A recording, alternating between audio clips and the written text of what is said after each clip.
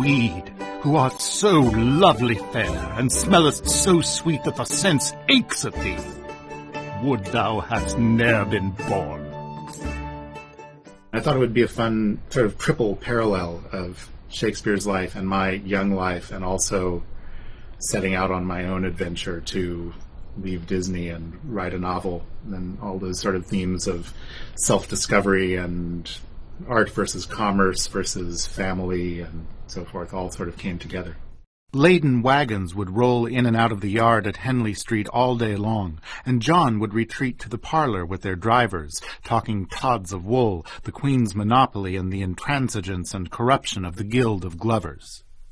It's terrific having this audiobook for download coming out at the same time as the paperback is. The publisher has been terrifically supportive all the way along the line. They're doing a great job getting it out there. Why, my sister asks, and rightly so.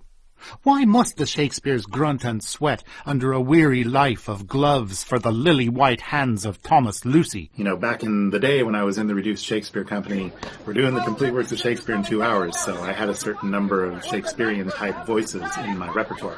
You know, we spent a lot of time in Scotland, and so I know the difference between a Dundee accent, which is very sing-songy and like that, and an Edinburgh accent, which is much straighter, and it's still got the Scots in it, but it's very sort of flat and very proper. You know, so it's sort of fun for me to play around with all those different things. At first I just thought it would be funny to have this parallel character named Willie, because he's a young rake and he's getting in trouble with girls and he's all about his Willie. So I just thought that was a cute pun. My God, what pressure that is for Mom to have put on him to name him William Shakespeare. And it sort of became this pathology for him that he's almost unable to go forward with his career, which is as an English major, specializing in Shakespeare, because his mother gave him this name on her deathbed. And now he feels like he has to live up to the greatest playwright in the history of the English language. And I think that this is something that every writer comes up against, whether it's William Shakespeare or whoever, is, oh my God, how can I possibly be as good as the novelists that I admire, as the writers that I admire? You know, when I first sat down to write my own lines of William Shakespeare's dialogue in this book, I thought, my God, aren't you the cheeky bastard, thinking that you can, you know, recreate the bard's inner monologue. Who the hell do you think you are?